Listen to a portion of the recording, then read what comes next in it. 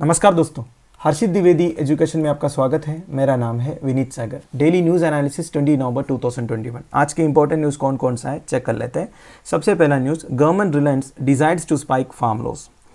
ये न्यूज़ तो अब तक आपने सुना ही होगा। प्राइम मिनिस्टर नरेंद्र मोदी जी ने कल गुरु नानक जयंती के दिन ये अनाउंसमेंट कर लिया है कि तीनों फार्म लॉस को अब गवर्नमेंट रिपील करेंगे।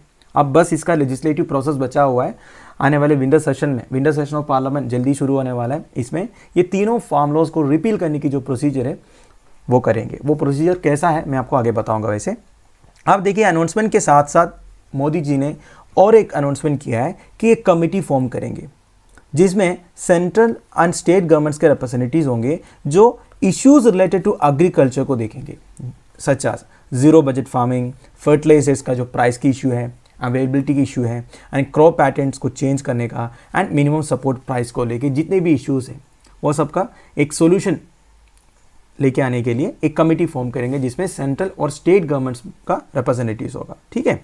अब देखिए दोस्तों, इसके साथ साथ मोदी जी ने अपने अनाउंसमेंट में pro farmer initiatives, basically farmers के लिए जो अच्छे इनिशिएटिव्स जो एनडीए सरकार ने लेके आया है उसके बारे में भी बताया। जैसे कि क्रॉप इंश्योरेंस लेके आया था, income support to all farmers, जो प्रधानमंत्री किसान सम्मान निधि है जिसमें 6,000 रुपये देता है 3 इंस्टॉलमेंट्स में फार्मर्स को, जो स्मॉल एंड मार्जिनल फार्मर्स को।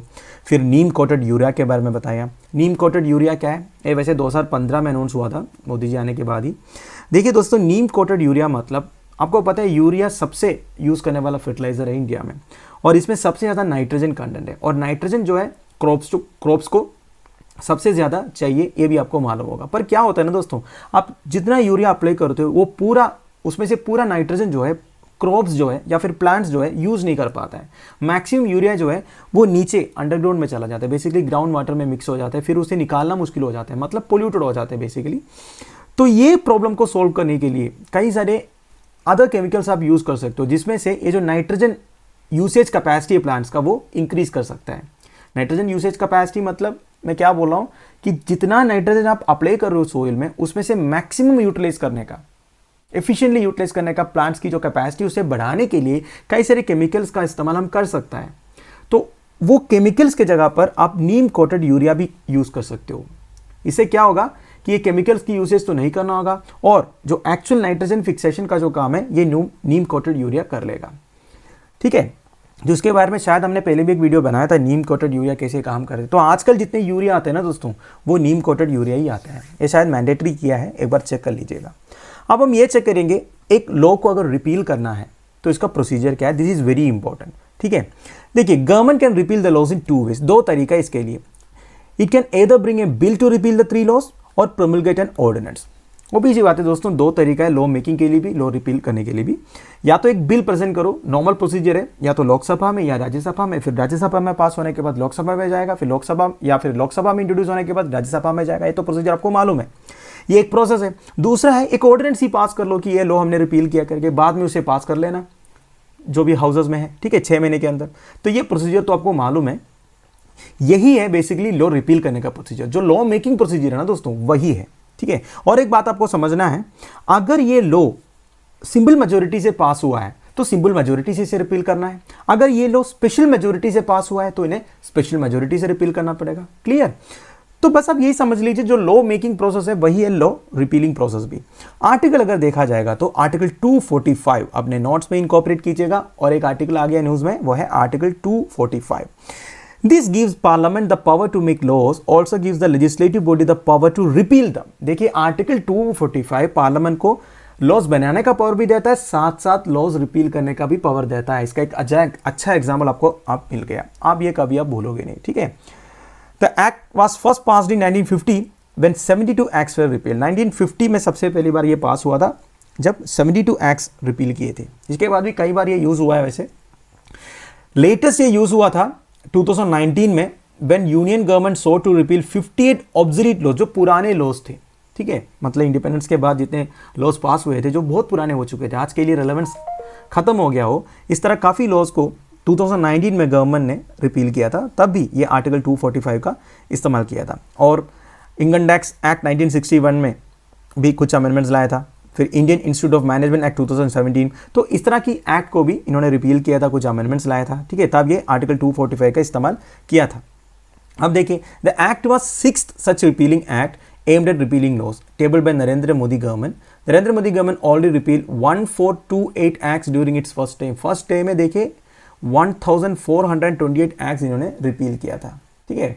बाकी और कुछ डिटेल्स लिखा है, वही मैंने लिखा है, वही लिखा है जो मैंने अभी आपको बताया कि लॉ रिपील करने की जो प्रोसीजर लॉ मेकिंग प्रोसीजर से इक्वल है। तो आई होप आपको समझ में आ गया। Paper 3 general studies 2 government policies and interventions में आपको ये न्यूज़ काम आएगा। वैसे दोस्तों कल ही हर्षित सर ने एक वीडियो अपलोड किया था, ये गवर्नमेंट क्यों कर रहा है फार्म लॉज रिपील, इसके बारे में। तो आप जस्ट आप सर्च कीजिए, आपको मिल जाएगा। मतलब 2-3 वीडियो पहले ही आपको वो वीडियो मिल जाएगा, वो वीडियो एक बार देख लीजिए, आपको समझ में आ जाएगा कि गवर्नमेंट ने ये फार्म लॉज क्यों रिपील किया है। तो ब्रीफली मैं बता देता हूँ दोस्तों क्यों रिपील किया है। बेसिकली दोस्तों गवर्नमेंट ने एक्चुअली फार्मर्स वेलफेयर के लिए लेके आया था लॉज, पर फार्मर्स को डर था कि ये जो लॉज की लॉन्ग टर्म इम्प्लीमेंटेशन में काफ़ी प्रॉब्लम हो सकता है। फॉर एग्जाम्पल गवर्नमेंट बोला था एपीएमसी को अबोलिश करेंगे। अब एपीएमसी को अबोलिश करने से फार्मर्स का डर ये था ये जो एमएसपी का एश्योरेंस है वो भी धीरे धीरे खत्म हो जाएगा, क्योंकि एपीएमसी में ऑलरेडी जो मिडिलमैन है अर्थिया वगैरह है वो ठीक तरह से उन्हें पैसा वगैरह देता था। और जैसे जैसे एपीएमसी अबोलिश हो जाएंगे तब प्राइवेट प्लेयर्स ज़्यादा आएंगे, ज़्यादा आने के बाद ये धीरे धीरे एमएसपी वाला सिस्टम वगैरह खत्म हो जाएगा। ये सब इनको टेंशन था। और क्या टेंशन था? कॉन्ट्रैक्ट फार्मिंग का। कॉन्ट्रैक्ट फार्मिंग के लिए एक मतलब लीगल कॉन्ट्रैक्ट बनाने का एक लॉ था इसमें। उसमें यह डर था कि ये कॉन्ट्रैक्ट्स में जितने क्लॉजेस वगैरह लिखते हैं इनको समझ में नहीं आता है, और कॉर्पोरेट्स जब ये कॉन्ट्रैक्ट्स वगैरह बनाता है उसमें कई सारे हिडन पॉइंट्स वगैरह होता है जिससे फार्मर्स को प्रॉब्लम हो सकता है, क्योंकि इस तरह की हिस्ट्री रहा है। आपने शायद सुना होगा वो पेप्सिको कंपनी ने लेस बनाने के लिए, लेस आपने खाया होगा वैसे शायद, तो लेस के लिए एक अलग तरीके का जेनेटिकली मॉडिफाइड पोटैटो कल्टीवेट करने के लिए कई सारे फार्मर से कॉन्ट्रैक्ट बनाया था, काफ़ी पहले, करीब 7-8 साल पहले की बात है। तो फिर पेप्सिको ने अपने कॉन्ट्रैक्ट में ऐसे कई सारे क्लॉजेस लिखा हुआ था जिससे फार्मर्स को ये कल्टीवेशन होने के बाद भी काफ़ी प्रॉब्लम हुआ था, जिसकी वजह से वो कोर्ट चला गया था। वैसे कोर्ट ने फार्मर्स के फेवर में अपना रूलिंग भी दिया था, वो अलग बात है। तो फार्मर्स को डर है कि इस तरह की कॉन्ट्रैक्ट लीगलाइज करने से भी ये प्राइवेट प्लेयर्स के साथ इनकी जो डीलिंग है वो ठीक से नहीं होने वाला है, ठीक है। तो इस तरह काफ़ी इश्यूज़ है इस एक्चुअली देखा जाएगा तो फार्म लॉज में, जिसे फार्मर्स डर रहा हो, क्योंकि लॉन्ग टर्म इम्प्लीकेशंस में प्रॉब्लम हो सकता है, ऐसे मुझे भी लगा था। वैसे दोस्तों ये फार्मर्स अभी प्रोटेस्ट बंद नहीं करने वाला है, क्योंकि जो एमएसपी का एश्योरेंस अभी तक मिला नहीं। आपको पता होगा मिनिमम सपोर्ट प्राइस का कोई स्टैट्यूटरी बैकिंग नहीं है हमारे देश में, और गवर्नमेंट दे रहा है वो अलग बात है। तो स्टैट्यूटरी बैकिंग भी चाहिए करके फार्मर्स ने बोला है। और जो इलेक्ट्रिसिटी अमेंडमेंट बिल आया है उसको भी लेके कुछ प्रॉब्लम्स चल रहा है, तो वो सारे जब तक सॉल्व नहीं होगा तब तक वो प्रोटेस्ट जारी रखेंगे, ऐसा भी इनकी तरफ से पॉइंट आया है, ठीक है। तो वही था paper 3 general studies 2 government policies and interventions. अगला न्यूज़ है post NEP Odisha all set to teach in tribal languages. देखिए नेशनल एजुकेशन पॉलिसी के हिसाब से जो लास्ट ईयर लॉन्च हुआ था, प्राइमरी क्लासेस में मदर टंग में पढ़ाना चाहिए। तो ये तो एक प्रोविजन है नेशनल एजुकेशन पॉलिसी का। जब आप इस प्रोविजन को इंप्लीमेंट करोगे सबसे ज़्यादा दिक्कत होने वाला है ओडिशा को, क्योंकि ओडिशा में आपको पता है हमारे देश में सबसे ज़्यादा ट्राइबल पॉपुलेशन है। कम से कम 62 डिफरेंट ट्राइबल कम्युनिटीज़ है ओडिशा में, एंड उसमें से 13 जो है पर्टिकुलरली वल्नरेबल ट्राइबल ग्रुप्स है, जिसे हम पीवीटीजीज बोलते हैं। अब प्रॉब्लम क्या है ना दोस्तों, ये जो लैंग्वेज बेस है ओडिशा के आदिवासी कम्युनिटीज़ का, आदिवासी मतलब ट्राइब्स को कई सारे लैंग्वेज में आदिवासी भी बोलते हैं। तो ओडिशा के जो आदिवासी कम्युनिटी में जो लैंग्वेज बेस है एक्चुअली 21 स्पोकन लैंग्वेजेस हैं उनमें, जिसमें 74 डायलेक्ट्स भी है। अगर इन ट्राइबल बच्चों को आप पढ़ाना चाहते हो तो उन्हीं का डायलेक्ट में, उन्हीं के लैंग्वेज में पढ़ाना पड़ेगा, है कि नहीं। तो ये ओडिशा में एक डिफिकल्ट टास्क लग रहा है, ये आर्टिकल बोल रहा है। तो ये प्रॉब्लम को सोल्व करने के लिए ओडिशा गवर्नमेंट के scheduled tribes and scheduled caste development department जो है ऑलरेडी एक प्रोजेक्ट समहति लॉन्च किया है। अब समहति प्रोजेक्ट आप ध्यान दीजिएगा, ये बेसिकली ट्राइबल चिल्ड्रन को एजुकेशन अपने मदर लैंग्वेज में इम्पार्ट करने की एक प्रोविजन है, ठीक है, to address the language issues face by the tribal students in early grades और एलिमेंट्री क्लासेस। क्लियर। आप ये देखिए दोस्तों, ये जो scheduled caste and scheduled tribe development department है, ये ऑलरेडी स्टेट के अंदर कम से कम 1732 रेजिडेंशियल एजुकेशन इंस्टीट्यूशंस चला रहा है, जिसमें 4.5 लाख ट्राइबल एंड शेड्यूल का स्टूडेंट्स ऑलरेडी पढ़ रहा है। उनके लिए फ्री लॉजिंग, बोर्डिंग फैसिलिटीज वगैरह दिया हुआ है, ठीक है। तो ऑलरेडी काम कर रहे हैं ट्राइबल बच्चों की एजुकेशन के लिए स्टेट गवर्नमेंट। नाउ अंडर समहति department plans to cover approximately 2.5 lakh students in 1450 primary schools in the state. तो ये समहदी के अंडर जो डिपार्टमेंट है वो 2.5 लाख स्टूडेंट्स को कवर करेंगे जो 1450 प्राइमरी स्कूल्स में ऑलरेडी पढ़ रहा है। तो क्लियर, बस आप ये ध्यान दीजिएगा, प्रोजेक्ट समहदी जो है ट्राइबल बच्चों की एजुकेशन से रिलेटेड है, ऐसे क्वेश्चन आपसे पूछ सकता है। ठीक है, अब देखिए ये जो 21 लैंग्वेजेस है, बेसिकली ट्राइबल लैंग्वेजेस है उड़ीसा में, उसमें से एक सांतली लैंग्वेज है, that is the only language जो हमारे 8 शेड्यूल में है। 8 शेड्यूल में कितने लैंग्वेजेस हैं मुझे कमेंट बॉक्स में बताइए।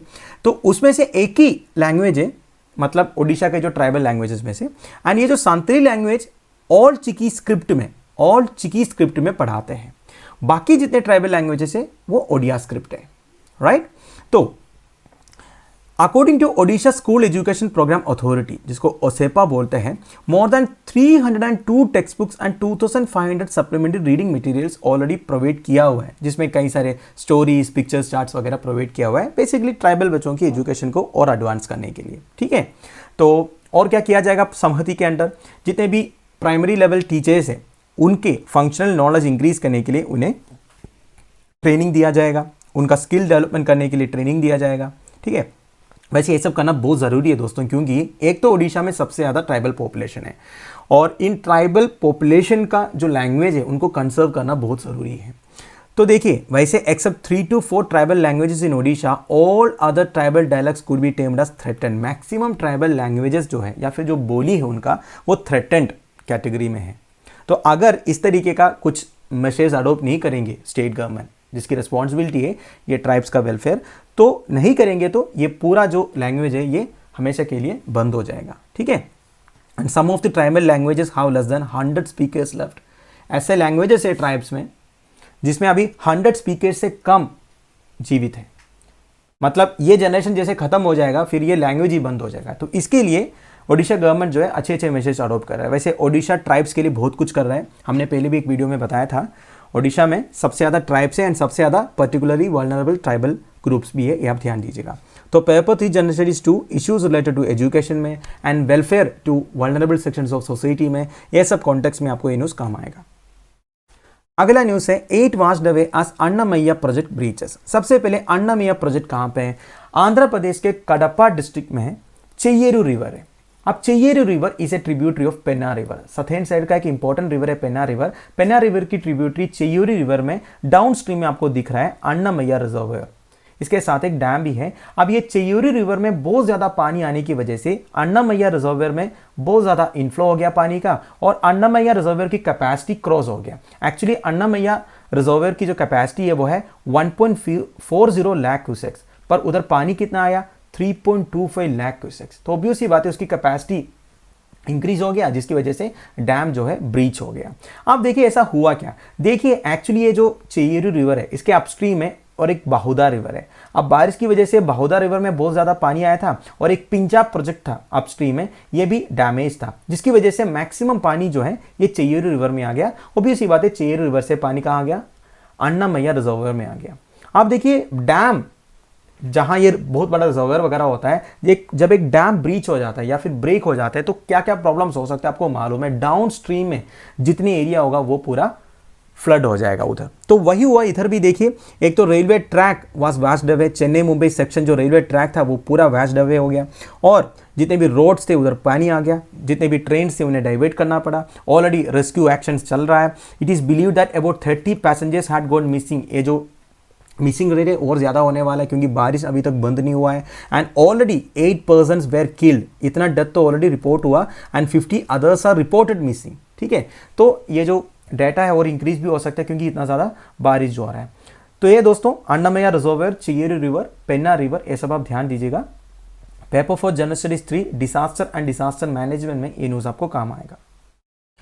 अगला न्यूज़ है हाई कोर्ट आज जस्ट centre to speed up uniform civil code. देखिए यूनिफॉर्म सिविल कोड के बारे में हमारे कॉन्स्टिट्यूशन में लिखा हुआ है आर्टिकल 44 के under. Article 44 is a part of directive principles of state policy. अब ये directive principles of state policy का मतलब क्या होता है?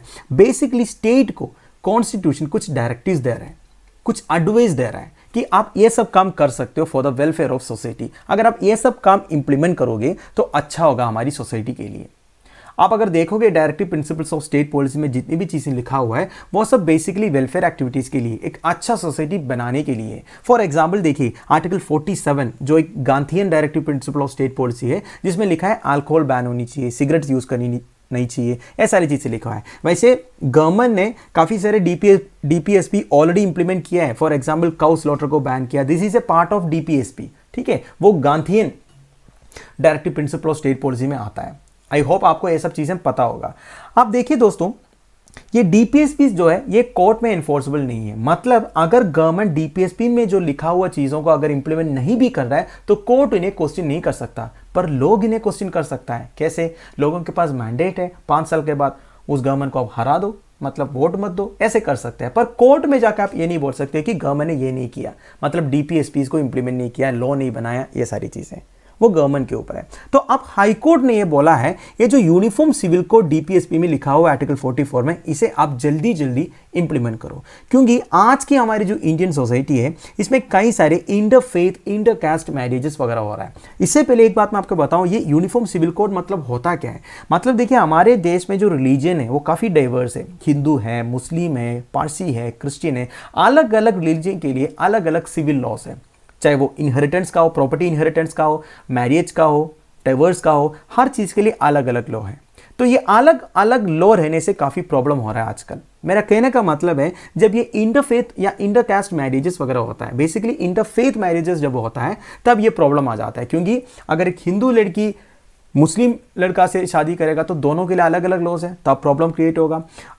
और एक क्रिश्चियन लड़की अगर मुस्लिम लड़का से शादी करे तभी प्रॉब्लम क्रिएट होगा। तो अलग अलग रिलीजन में अलग अलग लॉस होने से प्रॉपर्टी इनहेरिटेंस में भी प्रॉब्लम आ जाता है और ये शादी के टाइम पे भी प्रॉब्लम्स आ जाता है। तो काफ़ी सारे केस ऑलरेडी हाईकोर्ट के पास आ गया। रीजनली एक केस आ गया था इलाहाबाद हाईकोर्ट के पास, ठीक है, यूपी में इलाहाबाद हाईकोर्ट के पास कम से कम 17 पिटिशंस आ गया जो seeking protection for the life liberty and privacy से रिलेटेड था अंडर आर्टिकल 21। ये क्या होता है article 21? Right to life, liberty, privacy सब कुछ है। अब देखिए जब ये लोग इंटरफेथ मैरिज करते हैं तो पेरेंट्स के तरफ से, फैमिली की तरफ से, रिलेटिव की तरफ से काफ़ी धमकी वगैरह आता है, ठीक है, थ्रेटन करते हैं, इन्हें मार देगा, ठीक है, और तुम्हें पीट देगा, इस तरह की धमकियाँ आते हैं। तो ये लोग कोर्ट पहुँचते हैं, हमें प्रोटेक्शन दे दो कि हमें इसे इंटरफेथ मैरिज किया है, हमको ये लोग धमकी दे रहे हैं, हमें मार डालेंगे, इस तरह की।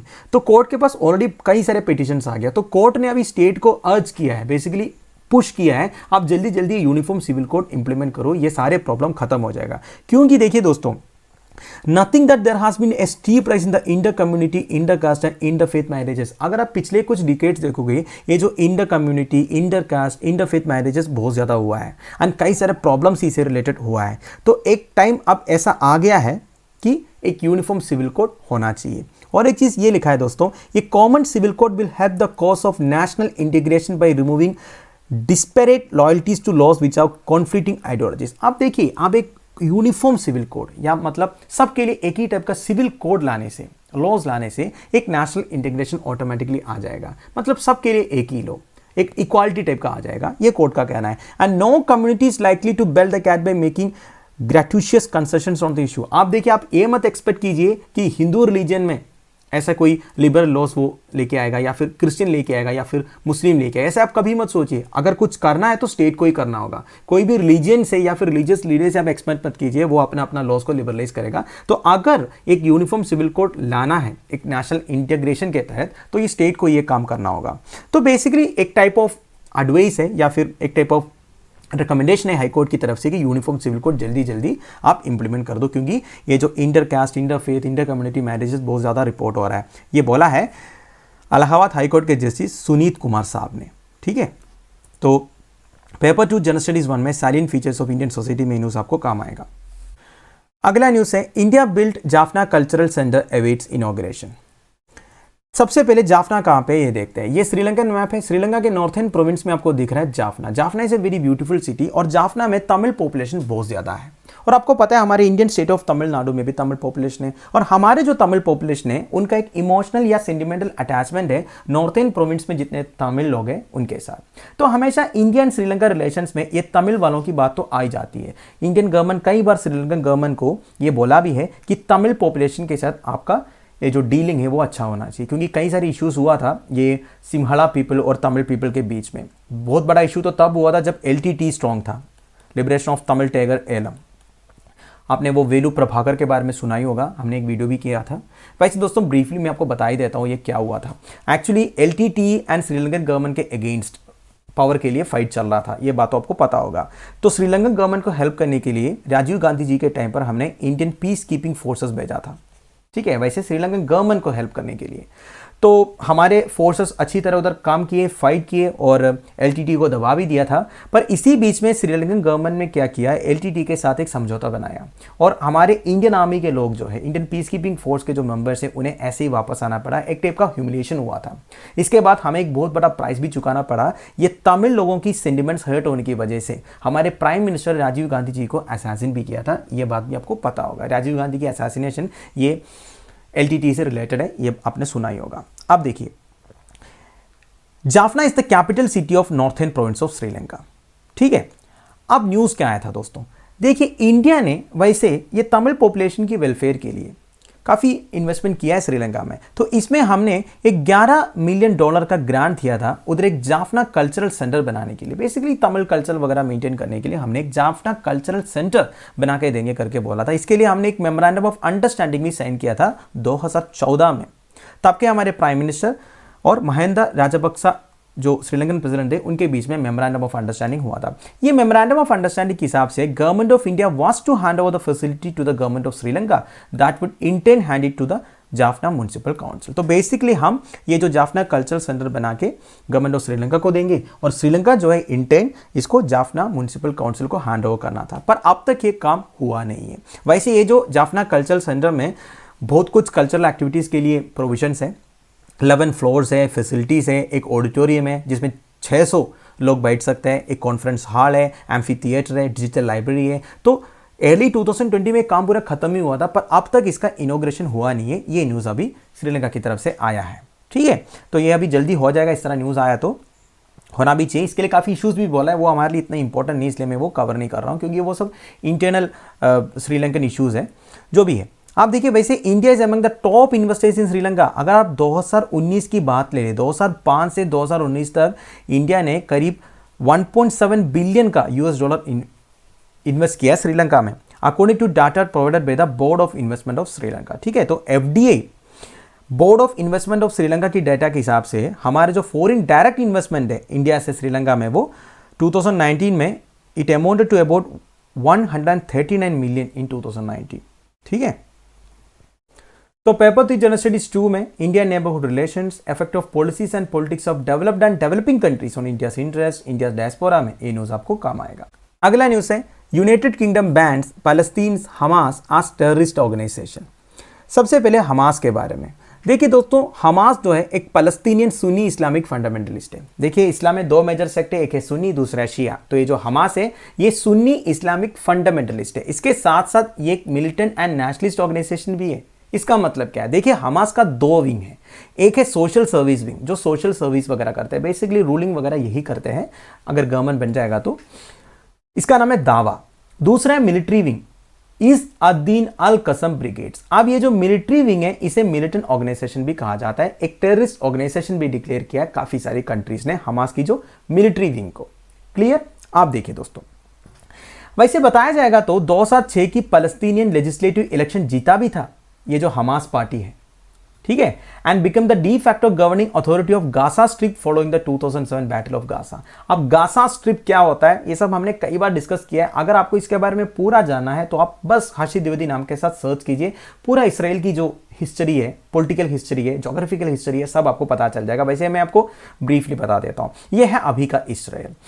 इसराइल में 2 एंक्लेव्स आप बोल सकते हो या फिर 2 पार्ट है, ये कि गाजा स्ट्रिप, दूसरा है वेस्ट बैंक। अब ये दोनों जो है दोस्तों एक डिफैक्टो आप पैलेस्टीनियन जुरिस्डिक्शन बोल सकते हो जहां अरब्स रहते हैं मैक्सिमम, ठीक है। तो ये गाजा एरिया में और वेस्ट बैंक में। गाजा एरिया को गाजा स्ट्रिप भी कहा जाता है, ठीक है। गाजा स्ट्रिप की वेस्टर्न साइड में मेडिटेरेनियन सी है, ये भी आप देख लीजिएगा, ठीक है।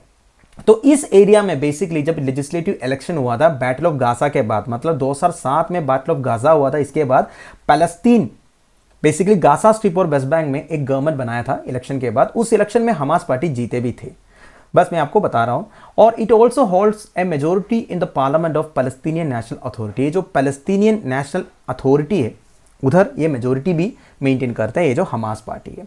पर देखिए प्रॉब्लम क्या ना दोस्तों, कई सारे कंट्रीज ने इनकी हिस्ट्री देखते हुए हमास पार्टी को बैन किया है। बेसिकली हमास की जो मिलिटेंट विंग है इसको बैन किया है। फॉर एग्जाम्पल देखिए आप, Canada, European Union, Israel, Japan, US have designated Hamas as a terrorist organisation. इतने कंट्रीज ने पूरा हमास को as a terrorist organisation declare किया है। And Australia, New Zealand, Paraguay, UK have designated only its military wing as terrorist organisation. तो देखिए Australia, New Zealand, Paraguay, UK ने only इनकी जो मिलिट्री विंग है जो अल कसम ब्रिगेड से इन्हें टेररिस्ट ऑर्गेनाइजेशन करके डिक्लेयर किया है। अब क्लियर हो गया ना। आप देखिए, it is not considered a terrorist organisation by Brazil, China, Egypt, Iran, Norway, Qatar, Russia, Syria and Turkey. इतने कंट्रीज इनको एक टेररिस्ट ऑर्गेनाइजेशन बिल्कुल डिक्लेयर नहीं किया है, ठीक है। एंड दिसंबर 2018 में यूनाइटेड नेशन जनरल असेंबली में एक रेसोल्यूशन फाइल हुआ था बेसिकली यूएस की तरफ से। यूएस ने यह बोला था हमास को ऐसे टेररिस्ट ऑर्गेनाइजेशन डिक्लेयर करना चाहिए बाय यूनाइटेड नेशंस, पर ये रेसोल्यूशन जो है पास नहीं हुआ था, ठीक है। तो अभी के लिए कुछ कंट्रीज ने पूरा हमास को बैन करके रखा है, कुछ कंट्रीज ने इनके केवल मिलिटेंट ऑर्गेनाइजेशन को ऐसे टेररिस्ट ऑर्गेनाइजेशन बना रखा है और बैन करके रखा है, ठीक है। तो वैसे मैं फिर से आपको बता रहा हूं, आपको पूरी अगर हिस्ट्री चाहिए बस आप सर्च कीजिए, आपको वीडियो मिल जाएगा पूरे इसराइल हिस्ट्री के बारे में। वैसे अब न्यूज क्या है दोस्तों, न्यूज है दोस्तों, मैंने आपको इधर बोला था ना यूके ने केवल इसका मिलिटेंट विंग को, मिलिट्री विंग को ऐसे टेररिस्ट ऑर्गेनाइजेशन डिक्लेयर किया था। अब यूके पूरे हमास को ऐसे टेररिस्ट ऑर्गेनाइजेशन डिक्लेयर करने वाला है। एक अनाउंसमेंट आया था, तो शॉर्टली ये यूके पार्लियामेंट में पेश किया जाएगा और ये पास भी हो जाएगा मोस्ट प्रोबेबली, ठीक है। तो उनकी जो होम सेक्रेटरी है Priti Patel argued an outright ban under terrorism act 2000, ठीक है। टेररिज्म एक्ट 2000 के अंडर इनको पूरा बैन करने का फैसला लिया है, बिकॉज इन्होंने बोला है इट इज नॉट पॉसिबल, ये पॉसिबल नहीं है हमास का पॉलिटिकल एंड मिलिट्री विंग के बीच में डिस्टिंग्विश करना। अब तक तो यूके गवर्नमेंट इनके मिलिट्री विंग को ही ऐसे टेररिस्ट ऑर्गेनाइजेशन डिक्लेयर किया था। ये तो 2001 से चल रहा था, 2001 से 2021 तक 20 साल तक इन्होंने हमास की जो पॉलिटिकल विंग है इनको अच्छा माना था, बेसिकली टेररिस्ट ऑर्गेनाइजेशन तो नहीं माना था। पर अब जाके इनको ये पता चल गया चाहे वो पॉलिटिकल हो मिलिट्री हो, इनके बीच में डिस्टिंग्विश करना मुश्किल है, इसलिए पूरे के पूरे को हम ऐसे टेररिस्ट ऑर्गेनाइजेशन डिक्लेयर कर रहे हैं। और इन्होंने ये भी बोला अगर ब्रिटेन ने कहीं भी कोई हमास के सपोर्ट में कुछ भी दिखाया तो उन्हें 14 साल के लिए जेल में बंद किया जाएगा। बहुत अच्छी बात है। आप देखिए इनका कहना यह है हमास का सिग्निफिकेंट टेररिस्ट कैपेबिलिटी। ऑब्वियस सी बात है दोस्तों, ये जो हमास जैसे ऑर्गेनाइजेशन से इनको बाहर से सपोर्ट बहुत मिलता है, ठीक है। बेसिकली अरब से, तो बेसिकली जितने मुस्लिम कंट्रीज वगैरह है और भी कई सारे कंट्रीज है इन्हें सपोर्ट करते हैं। ज़्यादा डीप में मैं नहीं जा रहा हूँ, ये सब हमने इंटरनेशनल रिलेशंस की कॉन्टेक्स्ट में आपको पढ़ा रखा है, आप बस सर्च कीजिएगा, 2 मिनट लगेगा। तो paper 3 general studies 2 international relations में, paper 4 general studies 3 linkage to terrorism में आपको ये न्यूज़ काम आएगा। आज का final news, Brazil's Amazon deforestation surges to worst in 15 years. सबसे पहले अमेज़न रेन फॉरेस्ट के बारे में। पूरे अमेज़न रेन फॉरेस्ट का एरिया है 6.7 मिलियन स्क्वायर किलोमीटर, ये साउथ अमेरिकन कॉन्टिनेंट में है। टोटल 9 कंट्रीज में फैला हुआ है अमेज़न रेन फॉरेस्ट। इसमें 60% जो है ब्राजील में है, 13% पेरू में है, 10% कोलंबिया में है, बाकी Bolivia, Ecuador, French Guiana, Suriname and Venezuela में माइनर अमाउंट्स ऑफ फॉरेस्ट है। इसमें जो फ्रेंच गयाना लिखा है ये फ्रांस का एक टेरिटरी है जो साउथ अमेरिकन कॉन्टिनेंट के टॉप में है, ये आप ध्यान दीजिएगा। वैसे अमेज़न में over half of the planets remaining rain forest है, मतलब जितने ट्रॉपिकल फॉरेस्ट हमारे प्लैनेट में है उसमें से आधे से ज़्यादा जो है वो अमेज़न रेन फॉरेस्ट में है। And largest and most biodiversity tract of tropical rain forest है इन द वर्ल्ड में अमेज़न रेन फॉरेस्ट। यहाँ करीब 390 बिलियन इंडिविजुअल ट्रीज है डिवाइडेड इनटू 16,000 स्पीशीज, मतलब 16,000 स्पीशीज ऑफ ट्रीज है अमेज़न रेन फॉरेस्ट में। अगर आप डाटा देखोगे तो 390 बिलियन इंडिविजुअल ट्रीज है करीब। अब देखिए अमेज़न फॉरेस्ट को टोटल 9 स्टेट्स में डिवाइड किया हुआ है ब्राज़ील में। वो 9 स्टेट्स कौन कौन से इधर आप देख सकते हो। इसमें से इंपॉर्टेंट है अमेज़ोनास, पारा, मरानाओ, टोकैंडिन्स, माटो ग्रोसो, जो बड़े बड़े हैं। अब देखिए दोस्तों न्यूज़ क्या आया था। न्यूज़ यह आया था दोस्तों, the area deforested in Brazil Amazon reached a 15-year high after 22% jump. Basically आपको पता है अमेज़न रेन फॉरेस्ट का डिफॉरेस्टेशन होता है। करीब 2-3 साल पहले उधर एक मेजर फॉरेस्ट फायर भी आया था, उसके अगेंस्ट काफ़ी एलिगेशंस भी आया था। वैसे देखिए दोस्तों अमेज़न रेन फॉरेस्ट बहुत डेंजरस कंडीशन में है क्योंकि ये बहुत फास्ट पेस में डिफॉरेस्ट हो रहा है। इसका कई सारे कारण है। एक तो फॉरेस्ट फायर्स हो रहा है और लैंड एंक्रोचमेंट हो रहा है, कई सारे लोग जो है लैंड एंक्रोच करके उधर एग्रीकल्चर एक्टिविटीज कर रहे हैं, कुछ लोग पेड़ काट रहे हैं, तो इस तरह की कई सारे प्रॉब्लम्स हो रहे हैं अमेज़न रेन फॉरेस्ट में। अगर आप डाटा देखोगे by the national institute for space research प्रोट मॉनिटरिंग सिस्टम, इन्होंने ये बोला है लास्ट ईयर में, मतलब अगस्त 2020 से लेके जुलाई 2021 तक Amazon has lost 13,235 square kilometres of rainforest. Just एक साल में इतने सारे, मतलब 13,235 square kilometres of rainforest deforest हुआ है। That's the most since 2006। अगर आप 2006 से कंपेयर करोगे, किसी भी साल में 10,000 से ज्यादा square kilometres of Amazon forest deforest नहीं हुआ था। तो ये जो 2021 में बेसिकली अगस्त 2020 से लेके जुलाई 2021 तक सबसे ज्यादा हुआ है 13,235 स्क्वायर किलोमीटर। ठीक है, आप देखिए प्रॉब्लम क्या है दोस्तों। आपको पता है जनवरी 2019 में ब्राजील में नया प्राइम मिनिस्टर आया था, जैर बोल्सोनारो। प्राइम मिनिस्टर है या प्रेसिडेंट है, आप मुझे थोड़ा कंफर्म करके बता दीजिएगा, आई डोंट रिमेंबर करेक्टली। तो जैर बोल्सोनारो ब्राजील का जो हेड है, उनका टर्म शुरू हुआ था जनवरी 2019 में। तो इन्होंने जब पावर में आए, बेसिकली ये जब पावर में आए थे, इन्होंने सबसे पहले यही बोला था हम अमेज़न रेन फॉरेस्ट को कैसे भी करके प्रोटेक्ट करेंगे, हम नए नए लैंड लॉज लेके आएंगे एंड लेजिस्लेटिव मेजर्स लेके आएंगे, लैंड प्रोटेक्शन लॉज लेके आएंगे एंड लैंड ग्राबर्स को हम पनिश करेंगे। तो इस तरह हम अमेज़न रेन फॉरेस्ट को 100% प्रोटेक्ट करने की कोशिश करेंगे। बेसिकली कोशिश भी नहीं किया, ऊपर से इनके टाइम में सबसे ज़्यादा डिफॉरेस्टेशन हुआ है। मतलब देखिए 2009 एंड 2018 के बीच में एवरेज जो है 6,500 स्क्वायर किलोमीटर था। 2009 से लेके 2018 में जो एवरेज डिफॉरेस्टेशन हो रहा था वो 6,500 स्क्वायर किलोमीटर था, पर जब से ये आया है तब से 11,405 स्क्वायर किलोमीटर हो गया जो एनुअल एवरेज है। ठीक है, तो समझ रहे हो ना आप देखिए अगर स्टेट्स के बारे में बात करें तो मैंने आपको बताया था पारा, मरानावो, टोरकांडिन, माटो ग्रोसो करके स्टेट्स में डिवाइडेड है। इसमें सबसे ज़्यादा लॉस हुआ है, बेसिकली डिफॉरेस्टेशन हुआ है स्टेट ऑफ पारा में 40%, अगस्त 2020 से लेके जुलाई 2021 तक। ठीक है, तो सबसे ज़्यादा स्टेट ऑफ पारा में हुआ है। ध्यान दीजिएगा, ये सब क्वेश्चन सबसे पूछ सकता है एग्जामिनेशन में। ठीक है, एंड अगर ईयर ऑन इंक्रीज देखा जाएगा तो compared to Mato Grosso and Amazonas states which together account for 34% of the region destruction। तो देखिए दोस्तों, सबसे ज़्यादा स्टेट ऑफ पारा में हुआ, फिर हुआ माटो ग्रोसो एंड अमेज़ोना स्टेट में, इन दोनों मिलकर 35% हुआ है। And the two state suffer 27% and 55% more deforestation. मतलब अगर आप पिछले साल से कंपेयर करोगे इन दो स्टेट्स में, बेसिकली माटो ग्रोसो एंड अमेज़ोना में 27 एंड 55% मोर डिफॉरेस्टेशन हुआ है। ठीक है, तो ये सारे डाटा है, दीज आर वेरी इंपॉर्टेंट। आप ध्यान दीजिएगा, अमेज़न रेन फॉरेस्ट के बारे में जितने भी मैप डाटा है वो भी इंपॉर्टेंट है। आप देख सकते हो इस मैप में कि किस तरह अमेज़न रेन फॉरेस्ट फैला हुआ है। जितने कंट्रीज़ मैंने बोला था, इसमें सबसे ज़्यादा आपको ब्राज़ील दिख रहा है, बाकी जितने कंट्रीज़ है ब्राज़ील से जो बॉर्डर शेयर करता है उनमें भी थोड़ा बहुत अमेज़न रेन फॉरेस्ट है। तो paper 4 general studies 3 environment conservation में न्यूज़ आपको काम आएगा। तो दोस्तों that's the end of it. I hope आपको कुछ ना कुछ सीखने को मिला होगा। आप मुझे कमेंट बॉक्स में बता दीजिएगा कि आपको ये वीडियो कैसे लगा। लेक्चर की PDF एज यूजुअल आपको टेलीग्राम चैनल में मिल जाएगा, जिसका लिंक नीचे प्रोवाइडेड है। Thank you for watching, bye bye, have a nice day.